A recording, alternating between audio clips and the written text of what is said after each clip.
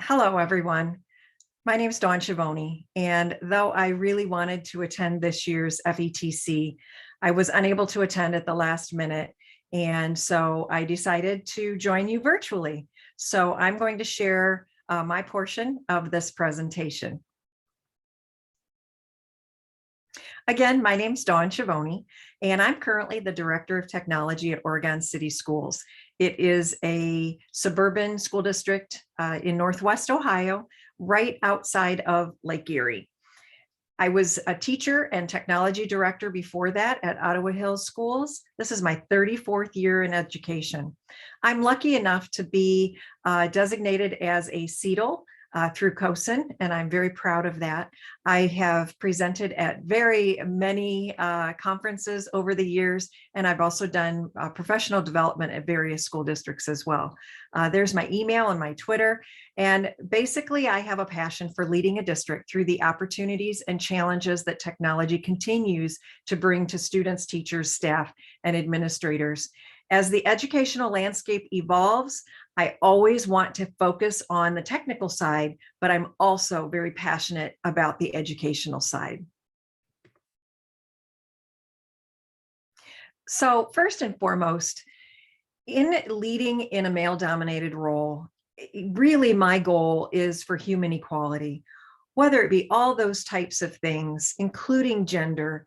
I believe that human equality is the most important thing.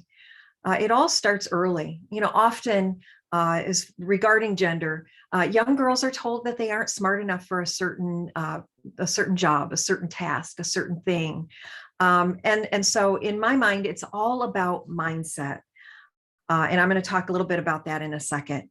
I'm also going to talk about a book study that I've done with my department, and we as a district did a book study on.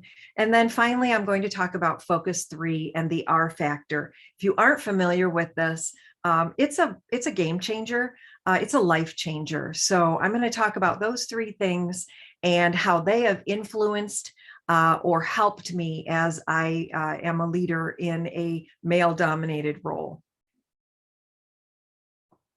So the first thing is it's all about mindset. Mindset is really, in my opinion, the best tool to have in your tool belt. A good leader is a good leader. So mindset is the key to being a good leader.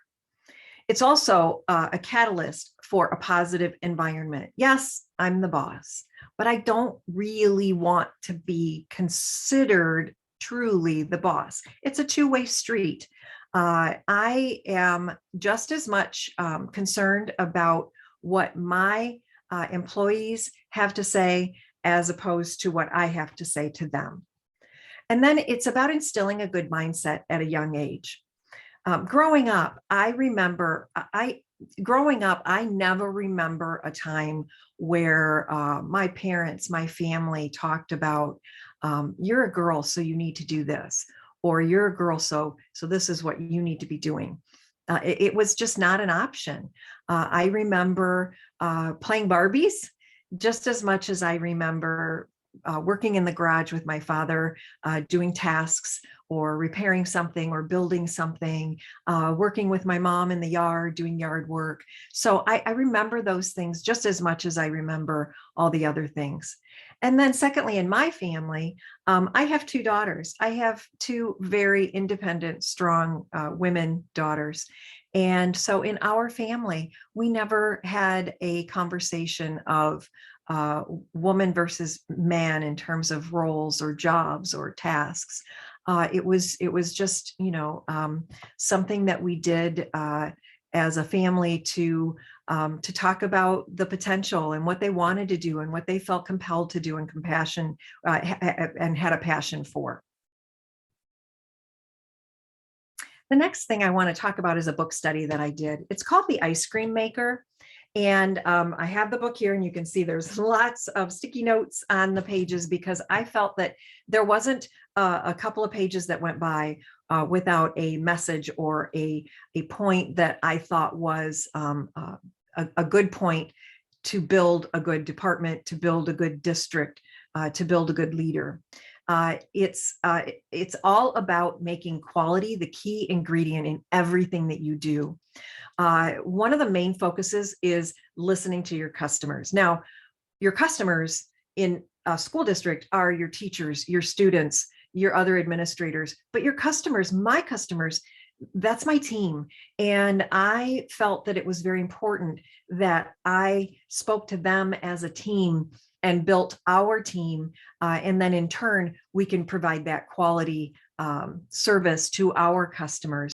And one of the parts that I found significantly beneficial and important to me as not only a leader of my team, but as a leader of my district, it was about the LEO. And the LEO isn't a person, it's an acronym. It's about listening, L for listen, enrich, and optimize. So listen to your customers 100%. First and foremost, listen to what they have to say. And again, my customers being my team, it's all about listening to them and hearing what they have to say. It's about enriching the products and the services that you provide. So by hearing what my team has to say, we can enrich our environment and enrich our services that we're supplying to our customers. And then finally, optimize. Based on those types of things that we hear about, listen to, we can optimize what we're doing and how we're working as a team and how we're taking care of our customers in the district. The focus is on continuous improvement, always using that LEO effect to have continuous improvement. And finally, remember, I said earlier, a good leader is a good leader.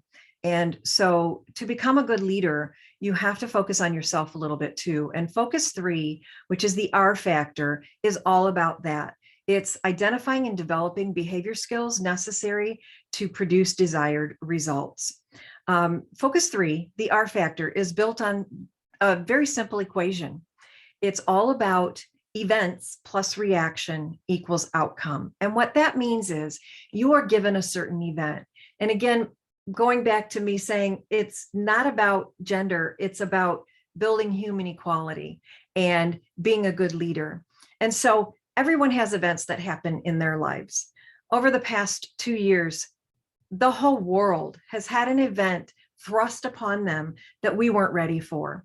But in order to reach the outcome that we want in any type of event, it's how we react to that event. And so I really focus on my reaction for my intended outcome. One of the things that the R factor talks about is your own 20 square feet.